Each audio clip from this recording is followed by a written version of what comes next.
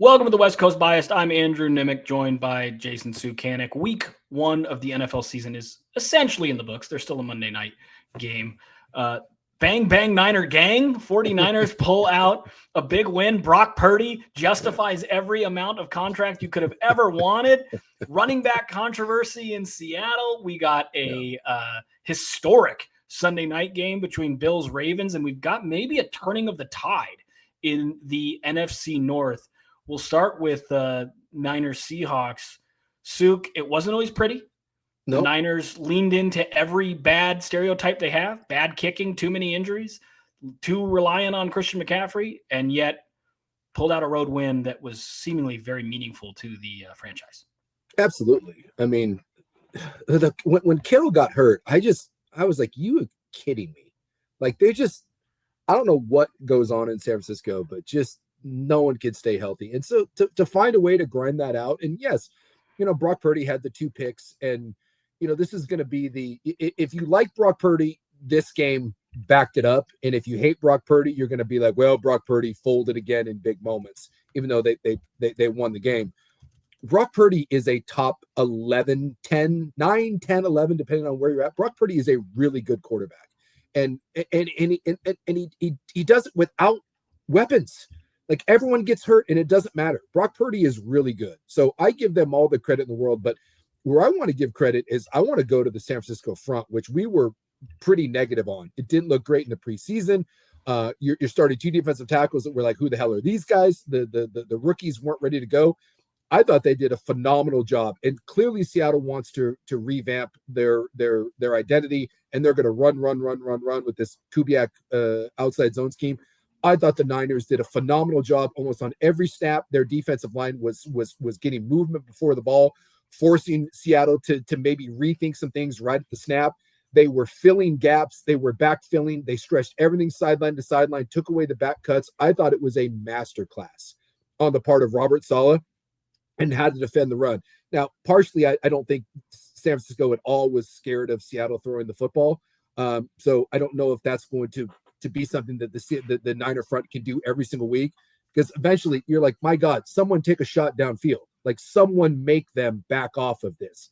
But they sold out to stop the run, and I just thought it was a really, really beautiful job of scheming up how to stop Seattle. They knew Seattle was going to run this scheme, and I thought they made the Seahawks offensive line, which we were pretty hopeful of. I thought they made them look kind of like last year's Seattle's offensive line. And then even when Seattle did put together the drive at the end, and look, I'm not saying that this is Abe Lucas's fault, and maybe there needs to be more pocket awareness, but again, you collapse the pocket, you got your right tackle driven back into Andy Dalton, or not Andy Dalton, but Sam Darnold, and it sealed the game. So tough loss for Seattle in that it felt like that game was there for you, and for the 49ers, this is a gutsy win. When Juwan Jennings is a non-factor and you're dealing with all these injuries and you lose Kittle and you have all these question marks on defense, that's a gutsy win to go on the road and take care of the Hawks. I have a question about that last play. Well, the last defensive play for the Niners. So Bosa's one-on-one with Abe Lucas. Mm-hmm. The 2 defensive tackles, they loop, so they stunt. Yeah. And for just as the one defensive tackle is going around Mikael Williams, who actually lined up inside on that play, the 3 interior Seahawks are all on Mikael Williams. You can freeze frame it. Now, one is clearly waiting and kind of chipping until the other defensive tackle gets there. Loops. In an ideal world, is the right guard supposed to let him stunt and help with Bosa while the other 2, the center and left guard, take those 2 defensive tackles? Or did they draw it up that way and they just let Bosa be one-on-one with Lucas? For the most part, anytime, unless you're specifically designed where your right guard is going to go out and help, but that almost never happens. There may be a case that if you're playing in a scheme and I'm the right guard and my guy leaves and goes across my face towards the center, I may put a hand out. I don't know if you can see on here, but you kind of do one of these. Just like you put a feeler out, right? And you see centers do this a lot when you're playing a 4-3 and there's no nose. You just kind of put feelers out. And the first time you feel something hit one of your hands, now I turn and I go. But when you're playing a 3-man game like that on the interior, everything has to be able to be passed off. And tackles in this league get such depth on their sets. You really can't help as a guard because you're playing on different levels. So as that guy gets upfield, the only way you can really help is if I'm a guard and I make sure that nothing's coming back my way. Like there's nothing. Like I'm looking here in the wash, no linebackers coming. The stunts are all sliding away from me. Then I can kind of turn and literally like run. And you'll see it sometimes where you just turn and bail. But even then, when you turn and bail, a lot of times you have to be careful because guess who's usually standing behind you? The damn quarterback. And now you got some big ass guard coming in his face. So look, at the end of the day, if you're going to help with tackles, it is 99.9% of the time it is a tight end or is a back. But look, this is why you get paid. They just signed Abe Lucas to an extension. So this is why tackles get paid more than guards. Normally in the interior, we have help, right? Centers, guards, and that's also why defensive tackles, they're easier to double team. Like if I've got a J.J. Watt, if I've got an Aaron Donald, whatever, I got my big defensive tackles in there, now more, by the way, tells you how old I am. Those guys are all retired. But like a Chris Jones or a Jalen Carter, I can help on those, right? It's easy for me to take my guard and center and say, hey, we're going here, right? My center is sliding this way. I'm moving my protection here. Tackles, you really have to either help with backs or tight ends chipping. And look, that's not necessarily a bad rep on the part of Abe Lucas. Darnold's got to be aware. Darnold was completely unaware, and that part is on him. You have one of the best pass rushers in the league who's got a rocket up his ass in Nick Bosa. And it's not like Abe Lucas was getting blown by. He was in front of him. He just was getting pushed back, and that is going to happen. And that's one of those. I would like to see Darnold step up. I'd like to see Darnold avoid that. I'd like to see some pocket awareness. But you know what? Sometimes stuff happens. Like we all want to live in this ideal world where we have this clean pocket and, I step up and just sometimes fluky things happen. And I promise you for the rest of the year, we probably won't see a play where Abe Lucas's ass or back ends up causing a fumble because he gets shoved into the quarterback. I mean, if that's half a click earlier, right? Darnold feels the bump and maybe slides out or whatever. It just so happened that right as the ball is coming out and around, it hits him. It's one of those fluke plays, and there's a reason why Nick Bosa is Nick Bosa, and there's a reason why Abe Lucas is Abe Lucas, and that just ended up being the wrong place at the wrong time. That's not the reason why Seattle lost that game. It ended up being the determining play in the game, but I can point out. I thought Woolen had a really a bad game. That's a rough go of it. Understatement. To say the least. I thought playing against a Niner front that you were pretty confident that you could handle, and you have this newfound run game and 26 carries for 84 yards. That's not great. When you complete 16 passes for 150 yards and you don't score a touchdown through the air, I mean, that's not great. They were under 100 going into that last drive. I mean, yeah, that's if you're Seattle, we talked about vibes at one point. It was like this offensive line's rolling. They can run. It's going to set up play action. The flip side of that, and this, by the way, this is against a Niner front that is very creative, but not supposed to be super talented outside of Nick Bosa, and obviously Fred Warner helping in the run significantly in this game. This was a Seahawks team that you thought they'd make some major strides. It's clear there's still some things to be worked out. Kenneth Walker looked completely ineffective in this system so far. Some of it, things weren't blocked real well. Some of it, he didn't help himself. Charbonnet looked way better. I will say, our parlay that we recommended hit. The Zach Charbonnet 40 rushing yards and an anytime touchdown at plus 800 up to, I think, about plus 880 at kickoff because Walker's numbers went crazy. That hit. So that was good. Charbonnet ended up with 47 and a touchdown. But I think this is still a work in progress. And that Sam Darnold, as good as he was, and he had tons of weapons with the Vikings, he still had 8 fumbles and 12 picks last year and a really high sack rate. And if your O-line doesn't give him a lot of time and you don't have weapons that make things pretty easy in a system that's very quarterback friendly, he's going to have his ups and downs. And I think we saw a lot of his downs, and we saw the immediate impact, the value of Robert Saleh. I think Robert Saleh, this was a masterclass from Robert Saleh. And I think there's no scenario again where Kyle Shanahan should let Robert Saleh go anywhere else. Listen, head coaching might not be your bag, but we have to have you as our defensive coordinator because you didn't see the holes. They started a rookie at safety. Upton Stout was, for a lot of the time, a rotational corner. So 2 defensive backs were rookies.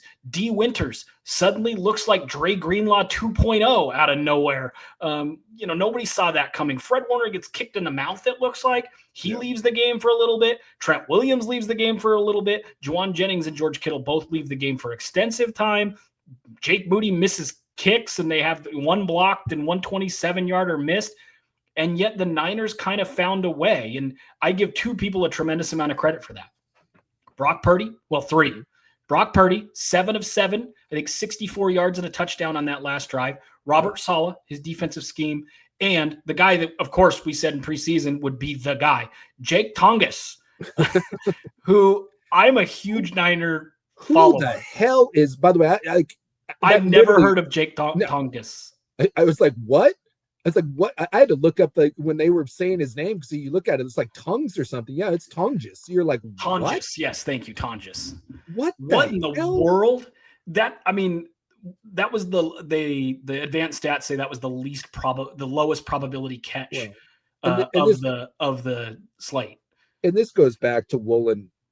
You've got to make that play. And there's a still did he shot let Pearsall behind him too on that 45-yarder? Was that him as well? He had a rough day, but I mean, you can't. You're a big physical corner, and I mean, 6'4". when that ball, go watch when that ball is thrown, dude. He's 2 yards in front of the whoever the hell that is for the Niners, Tonjes. And by the way, I don't know if you've ever seen Righteous Gemstones, but it's one of my favorite shows. Tonjes reminds me of Teengus, so that's all I want to say. I just wanted Teengus. To let him go up and high point that ball on you, you can't. That's the difference between winning and losing in this league is little plays like that, and that's a killer. Also, too, dude, Christian McCaffrey, I just 22 carries, 69 yards, but more importantly, 9 catches, 73 yards. He is a Seahawk killer. When he is healthy, and I don't even know if he's healthy, I'm still waiting for the Achilles to be blown, but as long as he's on the field for the 49ers, he's I call him gravitational players. There's just a handful of guys in the league outside of quarterbacks that when they're on the field, they're just different.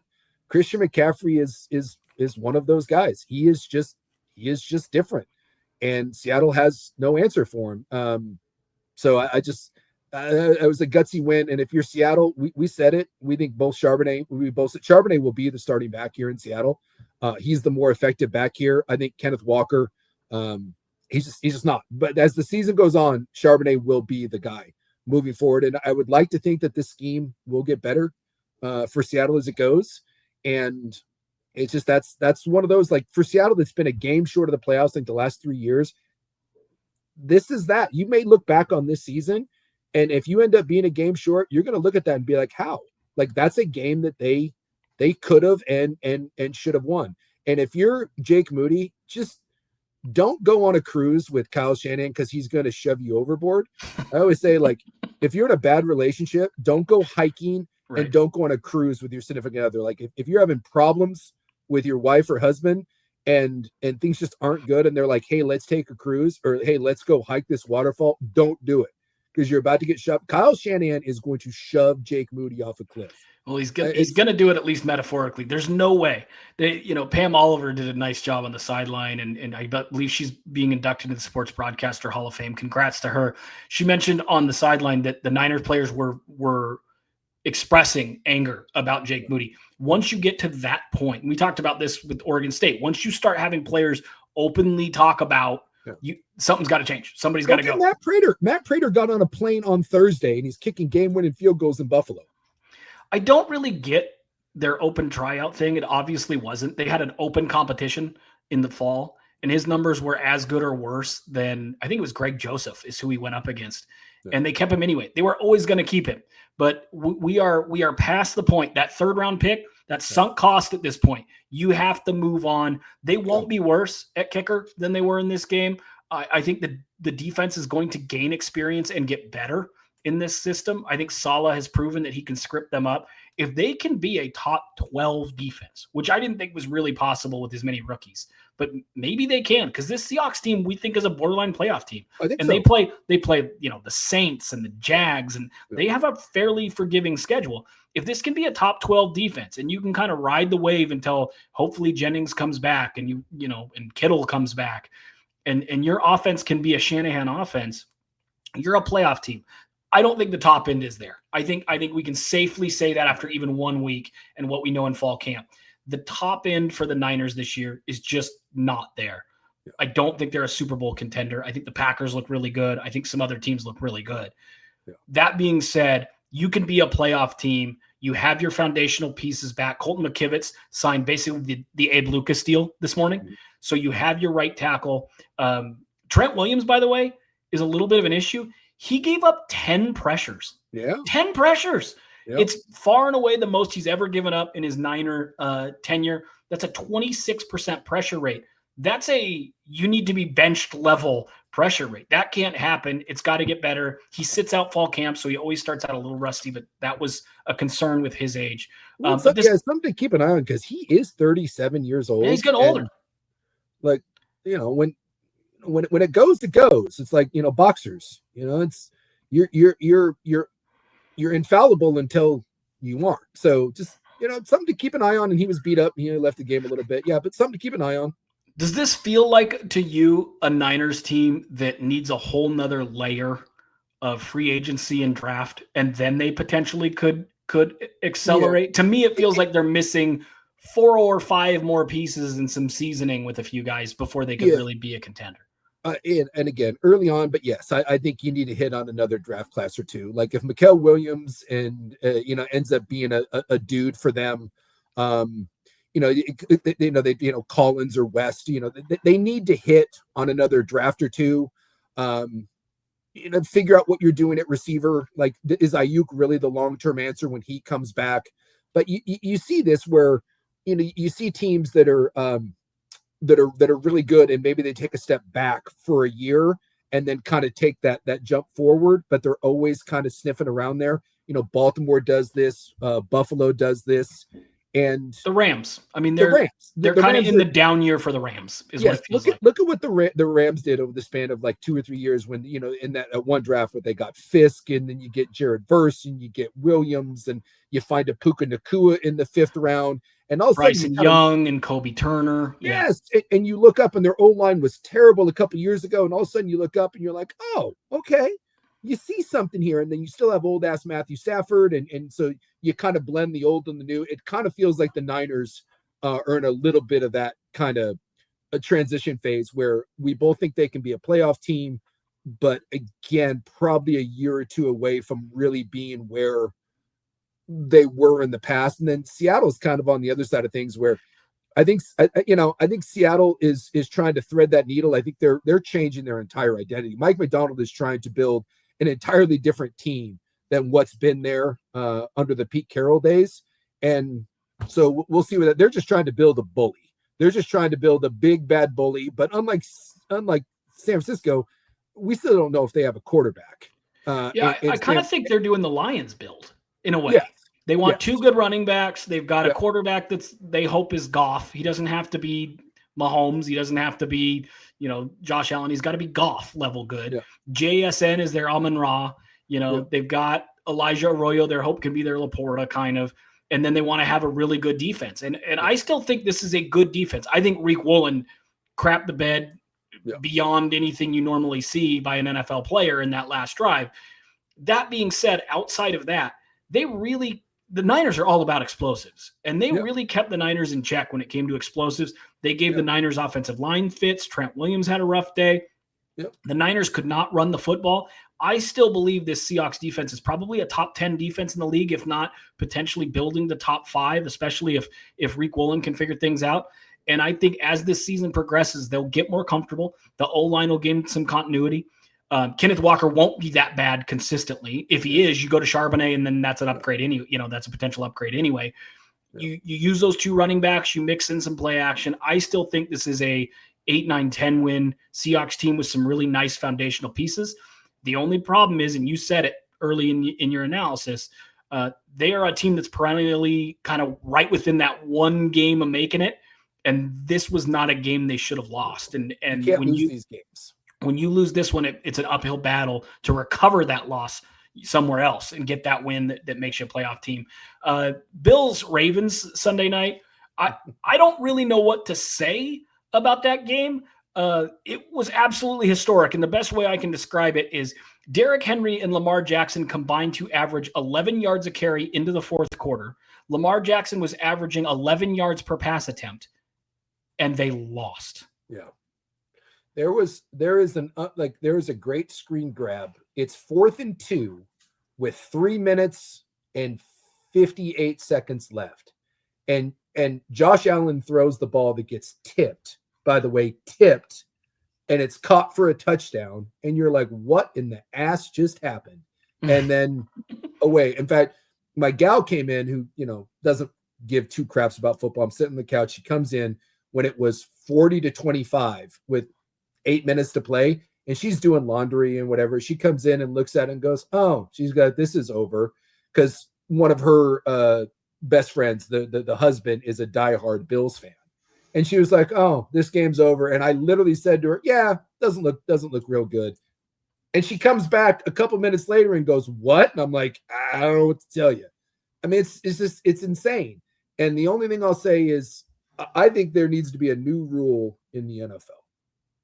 And that is that if you have 8, 17, or 15 as your quarterback, under no circumstances do you allow your defense to decide the game.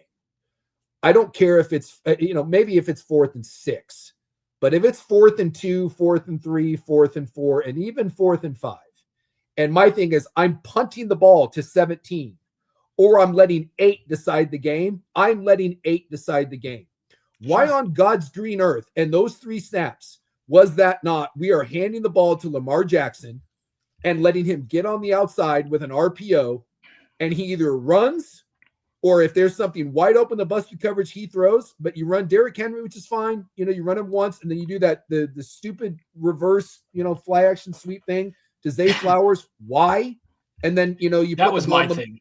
Why? And then you put the ball in Lamar's hands, and they throw it, and it's a completion. I don't remember who it was to, but it ended up being 4 yards short. Did anyone believe when they punted that ball that Josh Allen wasn't going to go down and rip your heart out? I mean, you knew it was coming. In fact, when Buffalo scored, and we're going for 2, I just said they're going to get the 2 and it won't matter because Derrick Henry's about to rip off a 70-yard touchdown and break your heart. Whoever had the ball last. So there's a handful of guys in this league. And like I said, Lamar, 8, Josh Allen, 17, Mahomes at 15, maybe Burrow. Maybe you want to throw him in there. There's a handful of guys. You do not give the ball back to him. If it's 4th and short, no, I am winning the game. So you're telling me if you're John Harbaugh, who, by the way, John Harbaugh now has more fourth quarter blown leads like in the last 10 years than any team in the NFL. Like John Harbaugh is kind of becoming the new Chargers. Like they find a way more double-digit leads in the second half of the fourth quarter than any coach since at least 1991, as far back as they track the data. Yep. So what do we like? There is no more. We are living in a new world of now going for it on 4th down and analytics, and you just do not give the ball back. And the Ravens defense, you're telling me you're sitting there on the sidelines. You're like, okay, all they need is a field goal to win. But I'm going to trust my defense against Josh Allen, who's been just lighting my ass on fire here lately. Or I'm going to take Lamar Jackson and give him one play to win this game. And all he has to do is pick up 3 and 4 yards. And you decide that you're going to punt the ball. I'm sorry. That's on John Harbaugh. So the new rule. I don't think it's on Harbaugh. I think it's on Todd Monken. Well, we have seen offensive coordinator. We have seen you can make the play call, but John Harbaugh is the one that decides whether or not they punt or not. And if I'm Monken, I am yelling at him, no, give the ball to number 8. And we have seen time and time again, this Ravens team in tight games. They're great. They're maybe the best offense in the entire NFL, whether it's the playoffs or whether it's tight games in the regular season. Monken kind of gets out of his groove. He kind of tightens up a little bit. And I thought that play to Flowers to me said everything. Yeah. It said, we're trying to chew clock. We're not trying to get a first down. And that was silly. When you've got Derrick Henry back there, who's approaching 200 yards, and you've got Lamar Jackson back there, who's averaging 11 yards a carry and 11 yards a pass, why on God's green earth are you not letting them determine the game? That to me is on Monken. There was There was some question about Lamar potentially limping after that third down, and they hesitated because of that. I do want to throw that in there.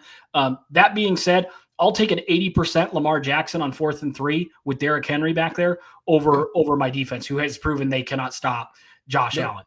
In general, in this game, by the way, I feel way better about the Ravens than I do the Bills. The Bills have a fatal flaw. They absolutely unequivocally cannot stop the run.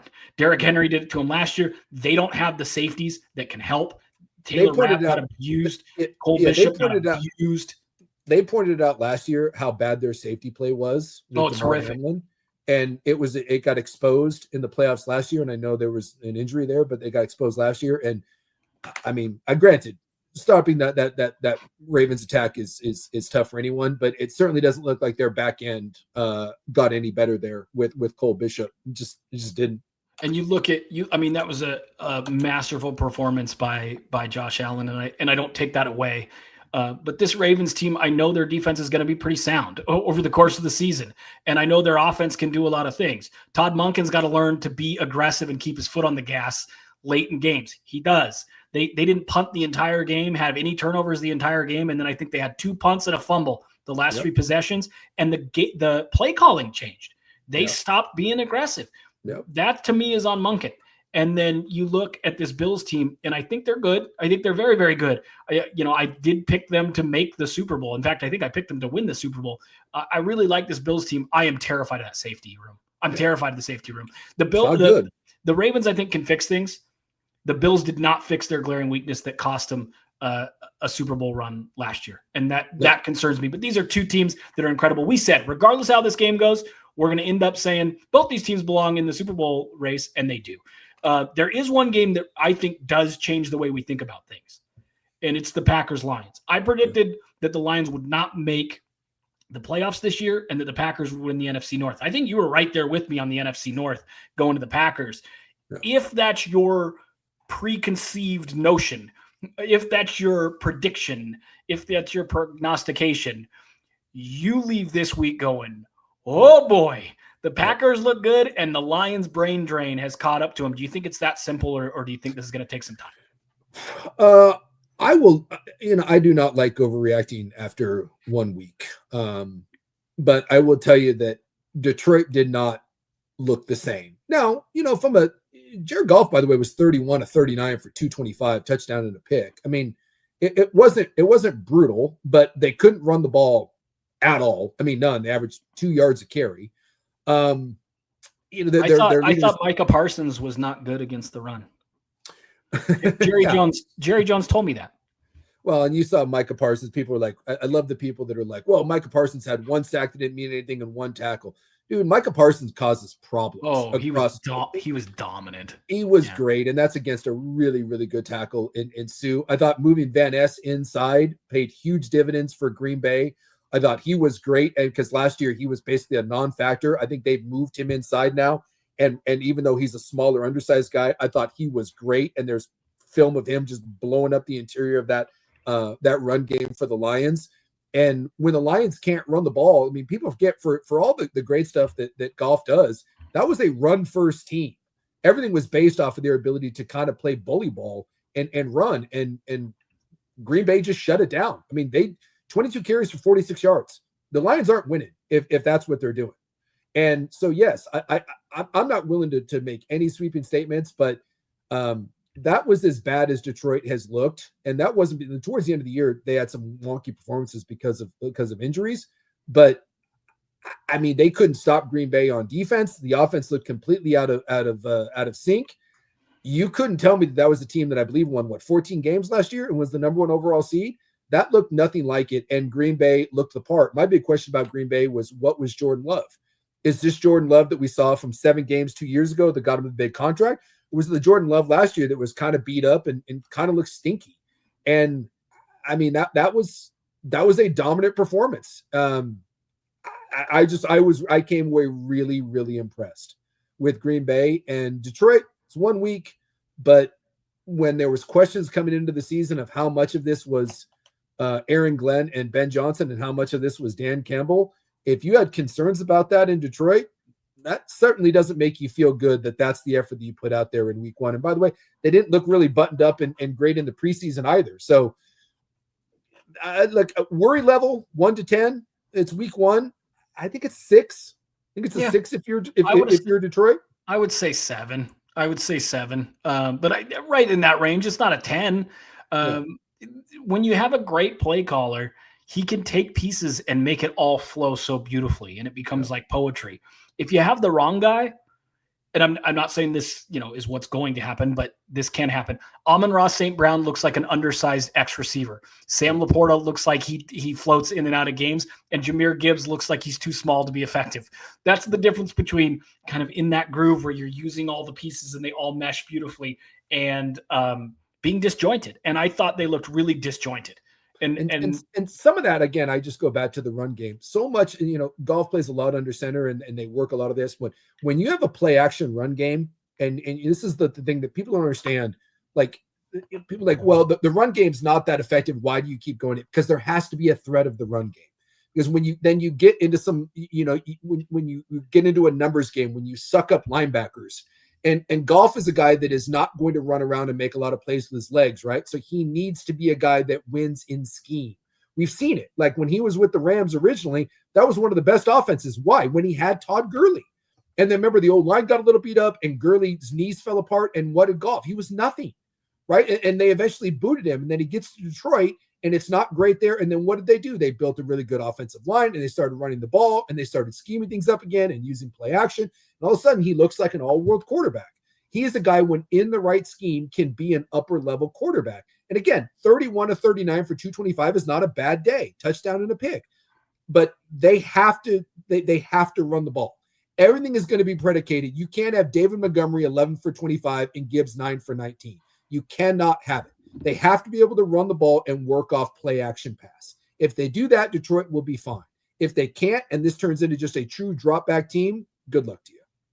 Micah Parsons absolutely ate Penei Sewell's lunch. Yeah. And I love Penei Sewell. He's phenomenal. He's my favorite high school offensive line film I've ever watched. And Micah Parsons absolutely embarrassed him. It was brutal. It was absolutely brutal. I don't have a lot of other takeaways. I did look up Reek Woolen's advanced stats on PFF. He was targeted 4 times. He gave up 3 catches for 73 yards and a touchdown. They averaged almost 20 yards per attempt on Tyreek Woolen. It's not good. That's not. I mean, it stood out. That was a rough go. And again, 1 week, you got to be better. You got to be better than that. Other kind of takeaways that I had, big win for the Chargers to kind of get that monkey off your back. That was so long ago. I forgot about it, but. That was so long ago. I thought that was huge because it just, again, when you get into those close games, I mean, what they say the numbers, the Chiefs had won like 11 straight games or something like that, 9 or 11 straight games that were, 1 possession or 3-score games. And, the Chargers are known to charger. And, no, Justin Herbert came out and was absolutely fantastic. I thought that was great. And that was the difference between Monken and what the Chargers did. Yeah. The Chargers needed to run the clock out. They just let Herbert drop back. Go make plays, go get first downs. If it's not there, run with your legs. That's the opposite of what the Ravens did with Monken. And I think the difference in there is one team wins and one team doesn't. Yeah. Stinker of the week. And we talked about bad vibes when we did the college one in like kind of Oregon State right now. Dude, down in Miami, that thing is just whatever. Just fire everyone now. It's not going to get any better. They've been a paper tiger this whole time. They're a one-trick pony. Tyreek Hill is not the player he once was, and he's a mess. We're 1 series into this. Tua looks out of sorts, and the Colts just absolutely beat the bejesus out of you. And by the way, kudos to Daniel Jones. And I know it's 1 game, but for everyone crapping on that guy, he looked great. The Colts defense looked nasty, but the Dolphins, if we're going to talk about best performance of the week, obviously in Baltimore and in Buffalo, the worst performance, and it's not even close. The worst performance, and by the way, this includes the Giants offense, which put up 6 points and absolutely looked like dog mess. Jackson Dart will start in New York in 3, 2, and 1, even though they did come out today and say Russ is going to be the guy. Russ will be benched within 4 weeks.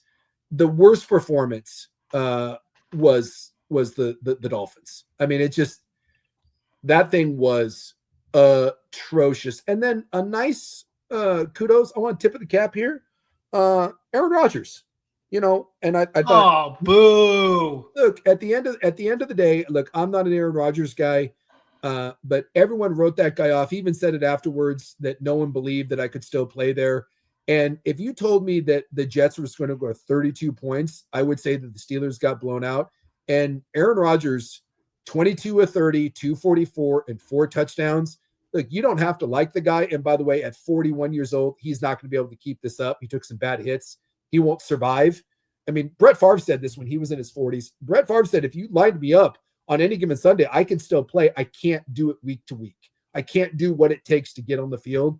And this is a long season, and I don't believe that Aaron Rodgers and the Steelers are any sort of real contender. And I think Rodgers will end up feeling his age at some point. But for 1 week against the team, and whatever you think of what Rodgers had to do there in New York to kind of disintegrate that, look, that's a big time performance. And that was kind of old school Aaron Rodgers, back foot throws, back shoulder fades, making changes at the line of scrimmage. He looked good, and I'll give him his flowers. It's not going to last, but that was, I'm sure for him, that meant something to kind of stick it in the ear of the Jets.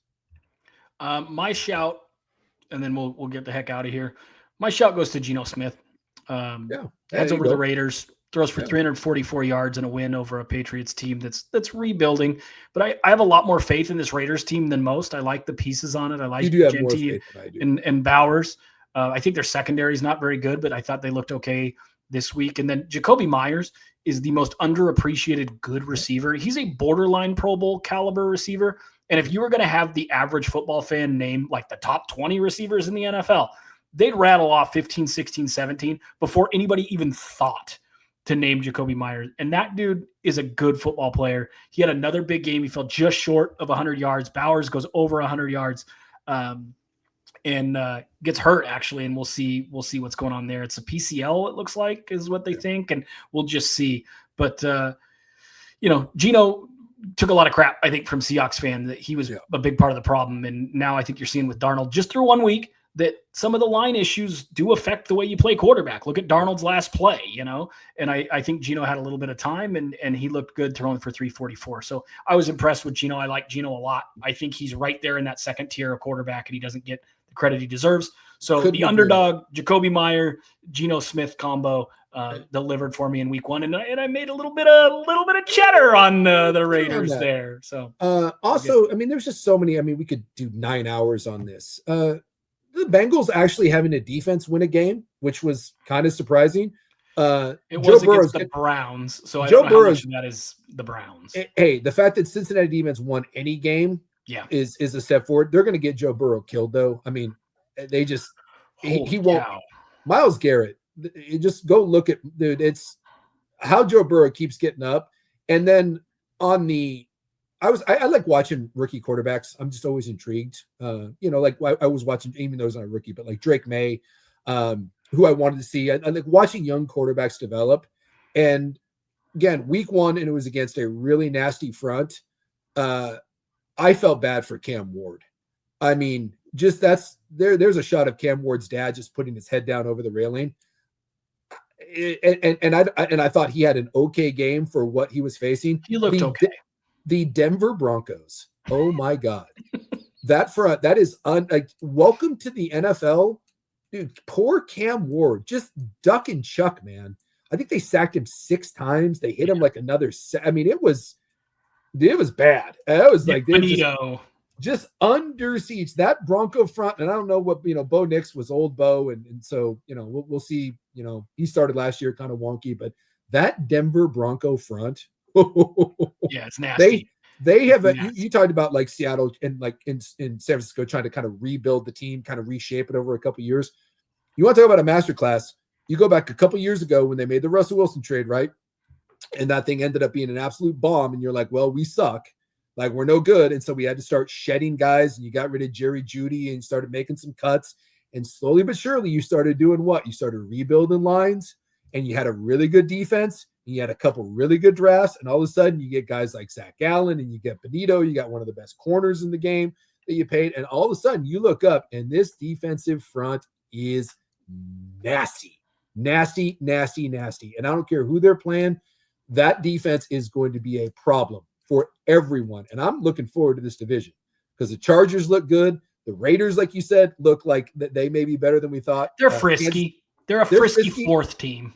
You still have the old chefs there that all they do is play in Super Bowls. And now I got this Bronco front. Dare I say, I'm picking up with this division's laying down. I like it. So I was felt bad for Cam Ward, but I like watching chaos. I love watching defenses that just hunt, and it's just predator and prey. And watching that Bronco front get after Cam Ward, woo, that's nasty old school football. Last thing, because it ties into the West Coast. Michael Penix might be a dude. Michael Penix might be really, really good. He looked pretty good in a loss in which Younghoe Koo missed not brutal field. It was like a 44-yard. It was not a tough field goal, and they lose that game. But Penix looked special at times, throwing for almost 300 yards. Penix might be a real one. That'll do it for the NFL edition of the West Coast Bias. We did tape a college football edition that gets into the Ducks, the Huskies, the national scene, the Beavers. We talked at length, even some Cougs for Coug fans. Subscribe wherever you get your podcasts, Apple Podcasts, Spotify. You can watch us on YouTube. Share it with friends. Like us. Give us a 5-star review. Write a comment that's positive. And if you don't like us, don't write any comments and don't leave reviews because that brings us down, of course. Ask questions too. Any questions you have, we're always happy to try to get to. If you have questions you want us to address, throw it out there and we'll get to them. We did get a question in the NFL and we covered it. It was Walker or Charbonnet. Can you kind of break down who you think is going to be the guy there? It happened so naturally that we didn't address it, but we got a question. Charbonnet will be the guy there. I feel very confident. Got a question in the college football show. We got a question in the NFL show. We're going to try to answer your questions every week. Suke, thanks. We taped for a long time. I appreciate you sticking around, man. Go tackle grown men and throw them to the ground. See what we can do.